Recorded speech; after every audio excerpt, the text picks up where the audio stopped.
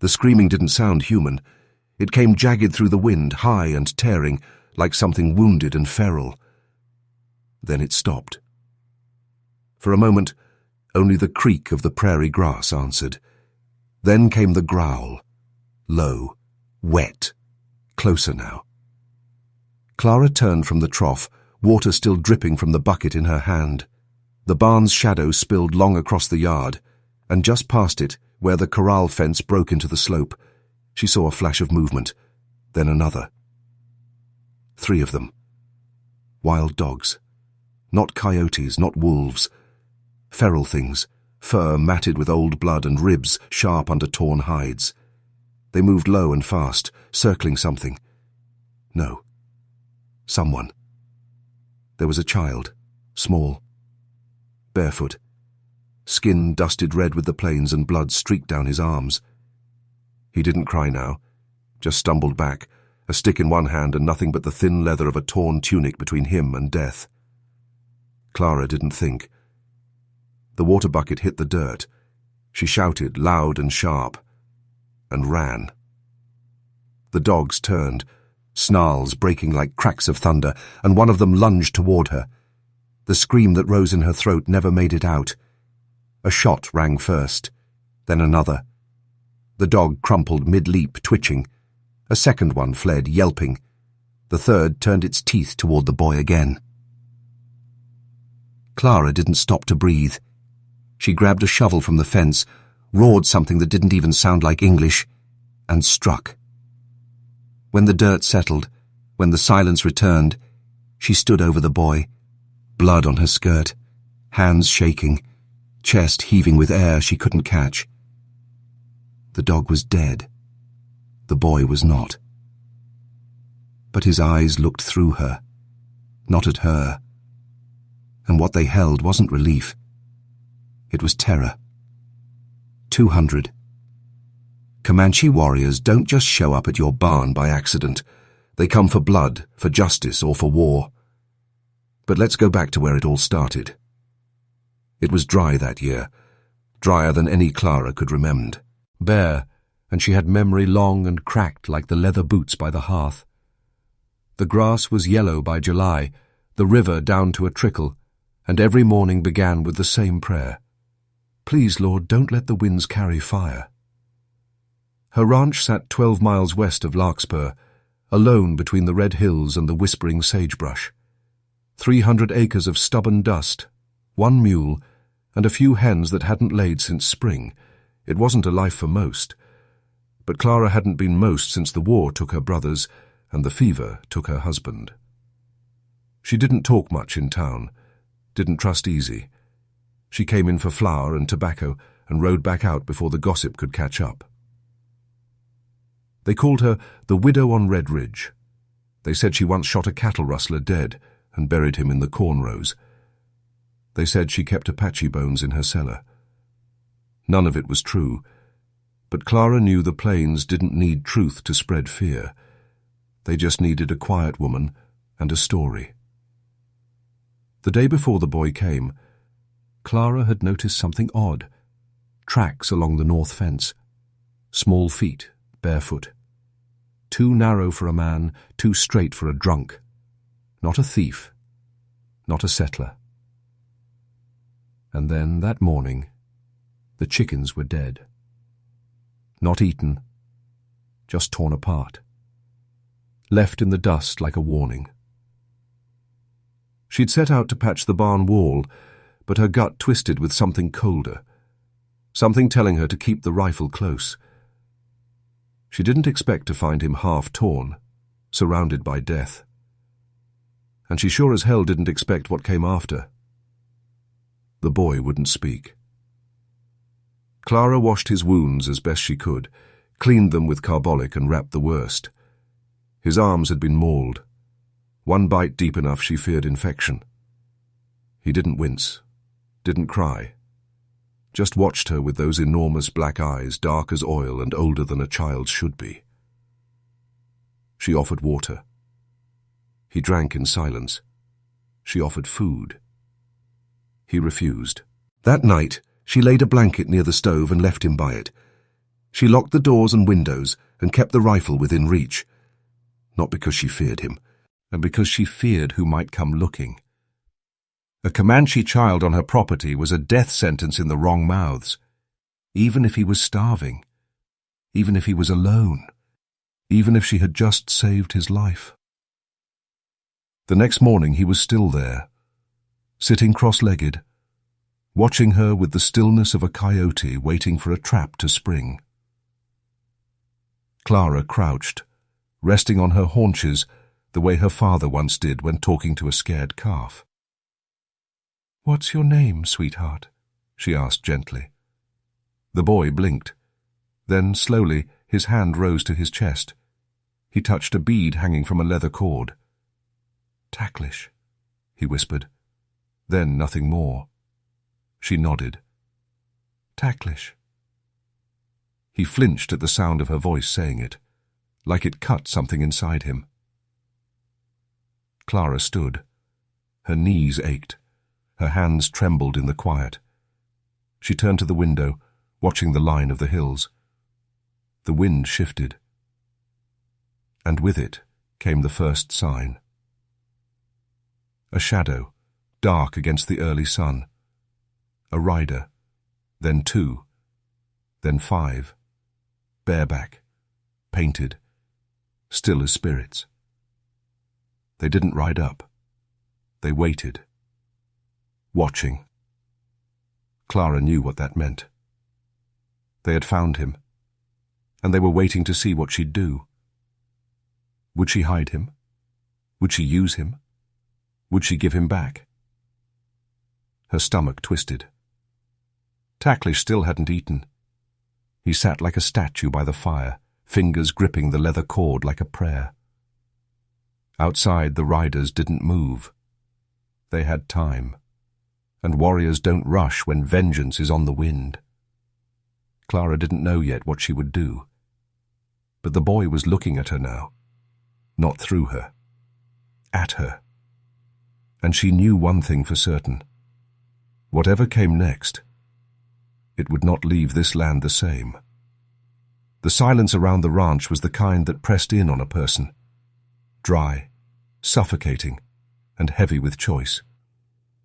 Clara stood on the porch, arms crossed tight over her chest, the sun glinting off the iron barrel of the rifle she hadn't, yet shouldered. The Comanche riders hadn't moved. Still 5 of them, one older, his face lined with wind and war, the rest younger, their eyes unreadable. They sat atop their horses like statues, backs straight, no visible weapons drawn. But their message was clear. They weren't scouts. They were waiting for her to show her hand. Behind her, through the thin walls of the cabin, the boy stirred. Tacklish. She'd caught him trying to lace his torn tunic closed that morning, his fingers trembling with exhaustion. There'd been no plea, no begging, just quiet. He knew the men were here, and he knew what that likely meant. Clara stepped back inside. He was standing now, barefoot on the wooden floor, posture rigid as if waiting for judgment. His gaze met hers, and there was something in it, not fear exactly, but resignation. A child far too familiar with being unwanted. Clara spoke low. "They're yours?" He gave the faintest nod.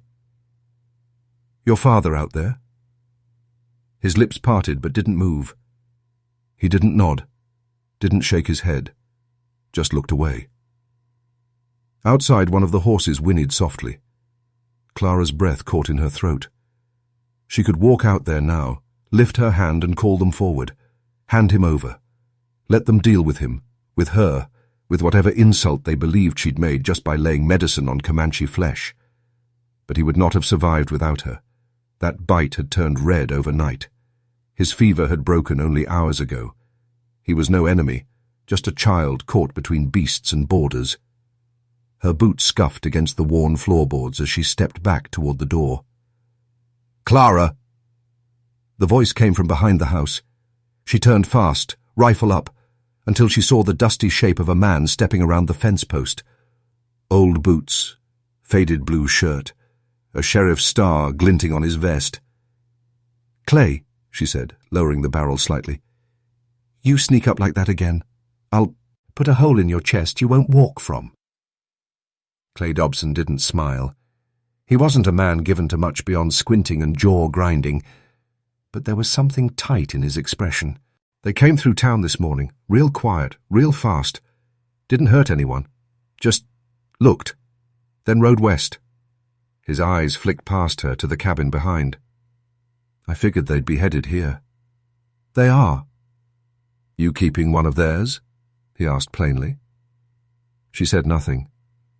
Clay sighed. "You know what this looks like, Clara. You've seen what happens when folks try to play savior." She stepped off the porch.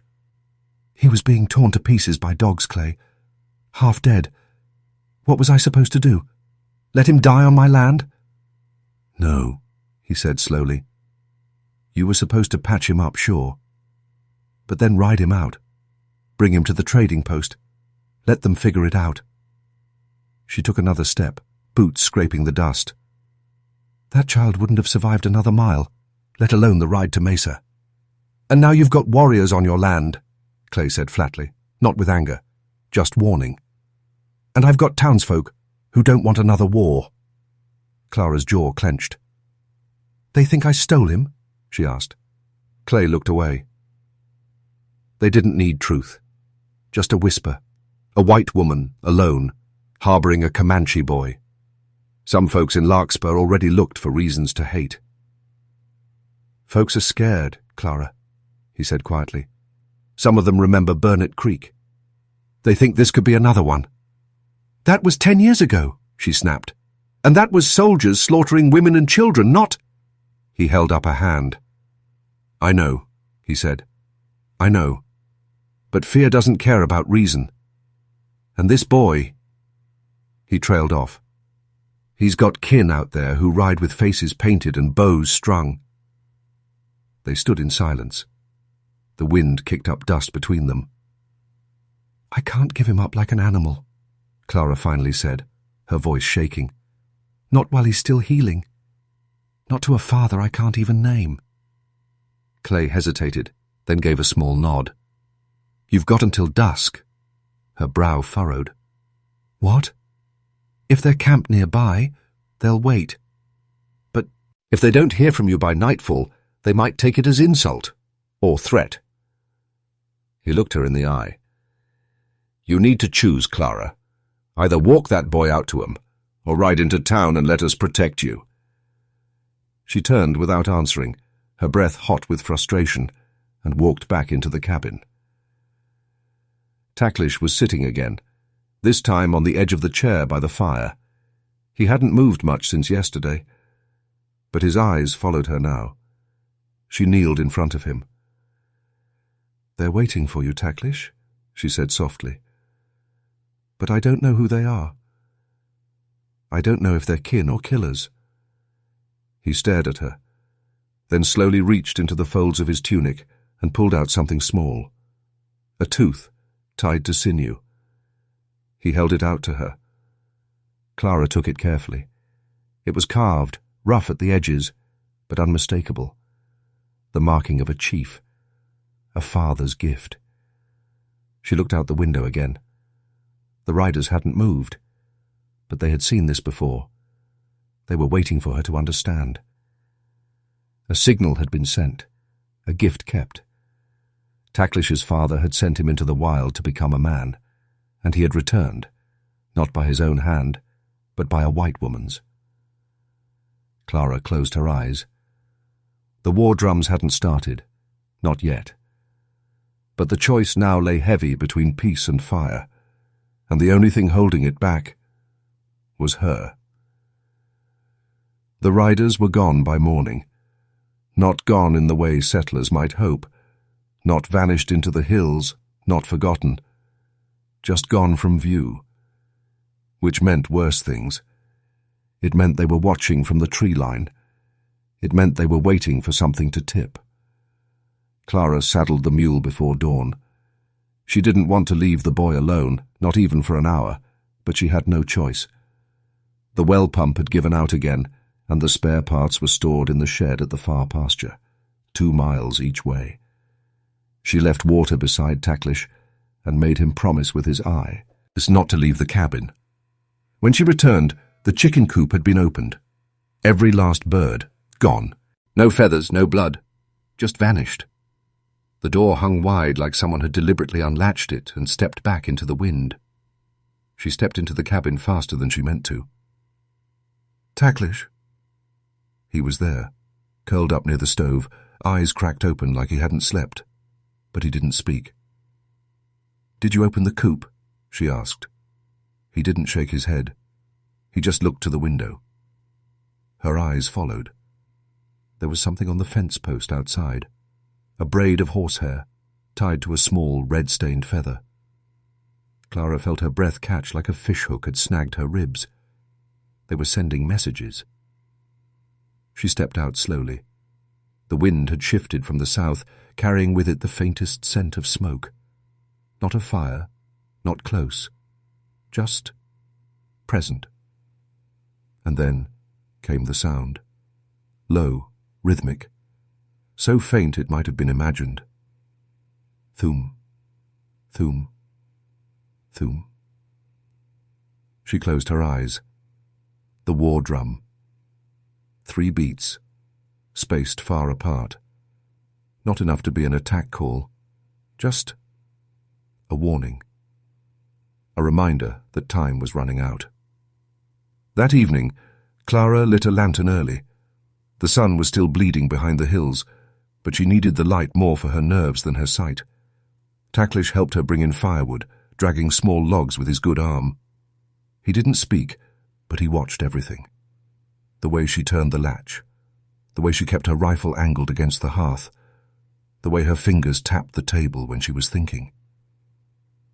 As they ate, a noise stirred behind the cabin. She froze mid-bite. The scrape of boots, not animal. Clay's voice came low through the wall. "Clara?" She stood and unbarred the door. He stepped in with dust on his shoulders and tension in his jaw. "They're setting camp in the canyon," he said. 10 miles out.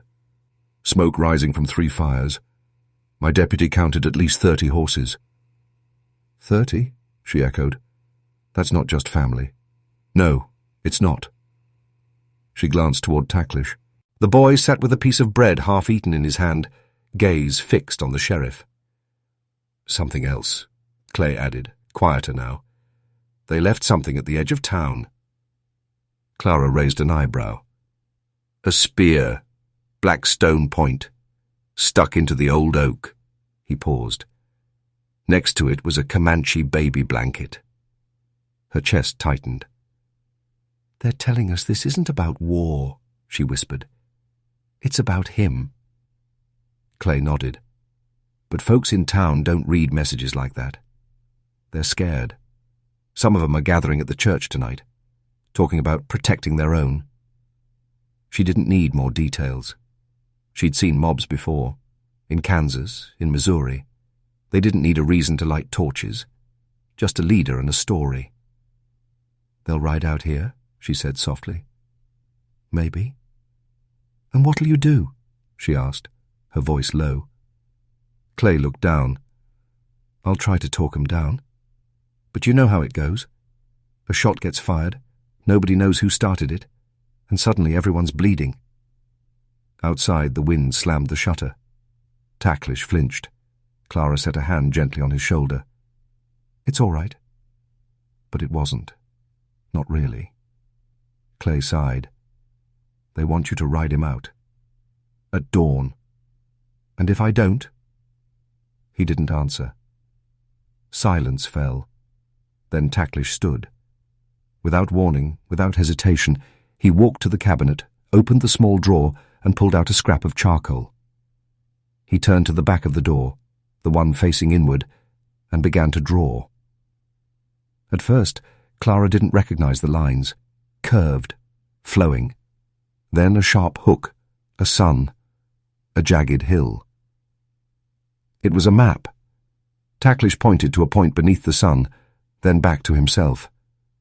"He knows where they are," Clara whispered. Clay stared at the boy. He wants to go to them? Tacklish looked from Clara to Clay, then nodded. But his hands shook as he lowered the charcoal. He was willing, but not ready. Clay sighed. Then ride at dawn. You, alone. If the boy is with you, they may listen. And if the mob comes early? He hesitated. Then I buy you time. She didn't like that answer, but she nodded. That night, Clara didn't sleep. She sat at the table, rifle on her lap, listening for hoofbeats that didn't come. Tacklish slept light, waking at every creak. Once, she caught him whispering something in his sleep, soft and fast. A prayer, maybe, or a name. She walked to the window just before first light. And there they were. Torchlight. On the ridge. Not a war party. A mob. 12 men. Maybe more. 2 on horseback, the rest with lanterns and rifles. Coming down the slope.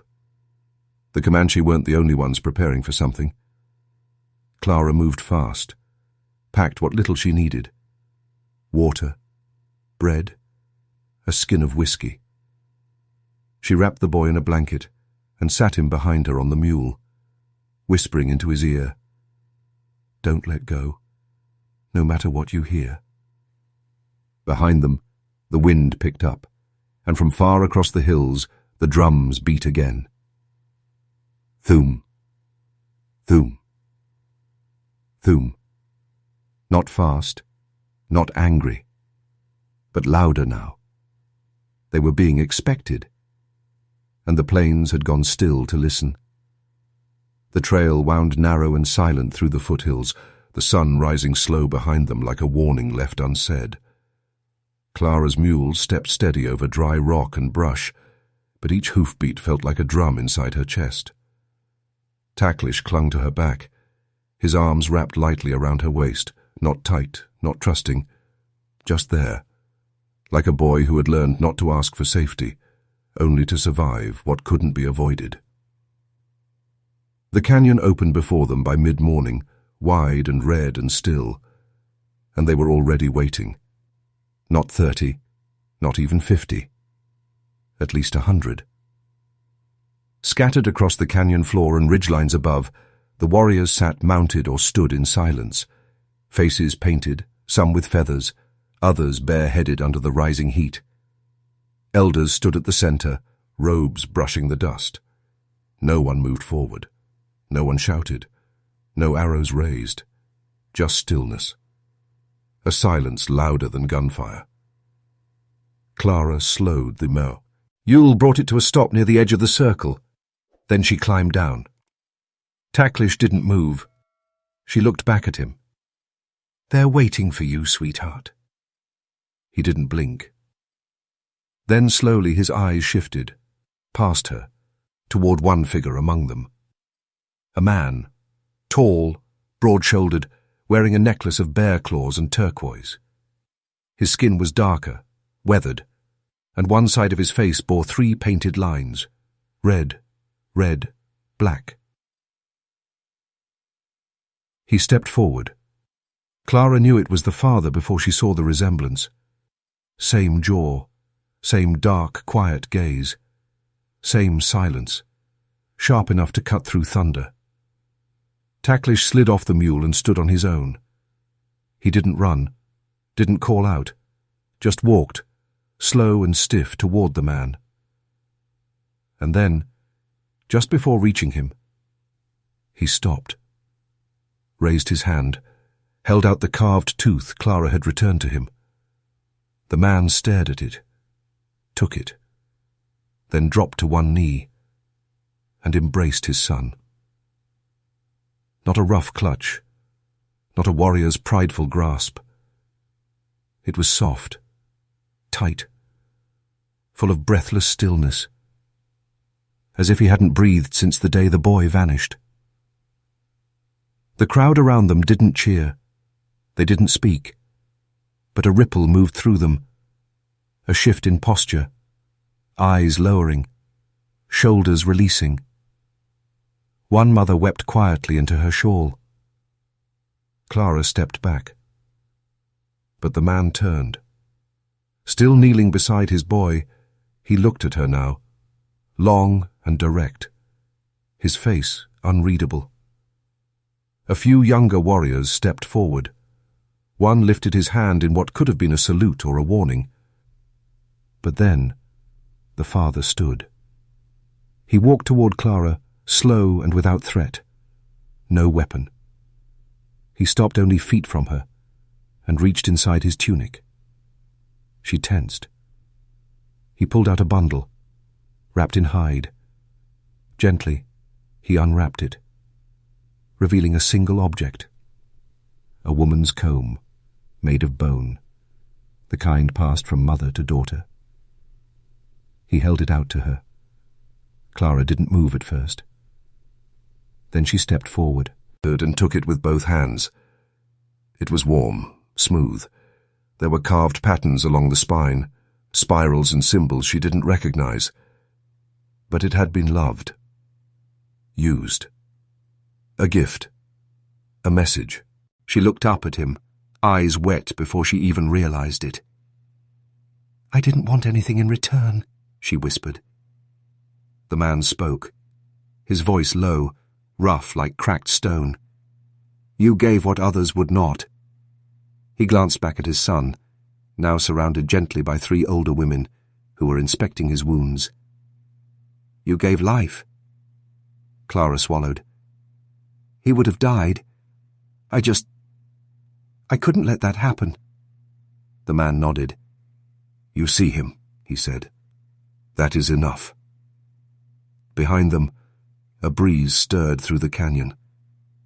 Some of the warriors had dismounted now. A few began to lead horses to water. The tightness had eased. Movement returned. Then the man said something else. In Comanche. Clara didn't understand the words, but she understood the tone. It wasn't thanks. It was honor. He turned back toward his people. But Tacklish broke away from the women and ran to Clara. He didn't say anything. He just wrapped his arms around her waist, pressing his face into her middle. She stood still, shocked. Then she bent down, resting a hand on the back of his head. Her other hand pressed the comb close to her chest. One of the elders, an old woman wrapped in blue cloth, stepped forward. She spoke in English, slow and deliberate. "You changed his path. Now he carries both ways." Clara met her eyes. "Will they accept that?" The old woman smiled. "They will not have a choice." She looked over her shoulder, to the ridgeline. Smoke. A single column. Not from the Comanche, from the west, from her land. "Town came early," the elder said. And Clara's blood ran cold. The smoke carried with it the sting of betrayal. Clara rode hard, dust kicking up behind the mule as she crossed the scrubland, heart pounding louder than hooves. The child was safe now, that much was certain. But what waited at her ranch? That was a different kind of fire. It was still smouldering when she reached the ridge. Her home hadn't burned. Ned, not fully, but the barn was scorched. The coop destroyed. Fences trampled like cattle had stampeded through them. The gate hung by a single hinge. At least a dozen riders stood in the yard, guns slack in their hands, their faces pale under the morning sun. One of them turned as she approached. Clay. His eyes went wide with something between guilt and relief. "Clara! Wait!" She swung off the mule, landing hard. Her boots scraped dirt as she walked straight into the yard, jaw tight. "What the hell happened?" Clay stepped toward her, but her stare froze him mid-step. "They came early," he said quietly. "Some of the boys, Jacobs, Meyer, they didn't want to wait. Claimed they heard whoops in the night. Said it was a raid starting." "Was it?" she asked. His silence was answer enough. "They lit the barn," he said. Then one of the younger ones took a shot at a shadow in the trees. Thought he saw feathers. Clara looked toward the tree line. No movement now. Just scorched earth, empty pasture. "Anyone hurt?" she asked. "Just one. Henry Myers' boy. Spooked his own horse and got dragged half a mile. Broke his arm." Clara let out a breath. Not relief exactly, but the release of a coil that had wound tight inside her since dawn. "They left a mark before they rode off," Clay added. He pointed toward the outer fence. Carved into one of the planks, deep, precise, fresh, was a symbol, a circle around a handprint. "They spared you," he said. "Could have been a massacre." She nodded once. "They came for peace." Clay frowned. "You think that's what this is?" "No," she said softly. "I think they chose peace." He looked away. There was shame in the sheriff's jaw, in his silence. "Don't think anyone'll come bothering you again," he offered after a beat. "Not after this." Clara looked back toward the horizon. Smoke still rose faintly. Not black anymore, just grey, soft, tired. She turned to the house. Inside, everything was covered in soot and silence. She walked to the small wooden chair by the hearth. Tacklish had sat there, still, watching the flames like they were old memories. She could still feel the warmth of his hug around her waist, a gesture more powerful than any word he'd spoken. She reached into her pocket. The comb was still there, bone white, smooth in her fingers. She set it on the mantel. Days passed, then weeks. She repaired the fence herself, repainted the cabin trim, even though it wasn't necessary. Clay brought lumber by once, left it in silence, never asked questions.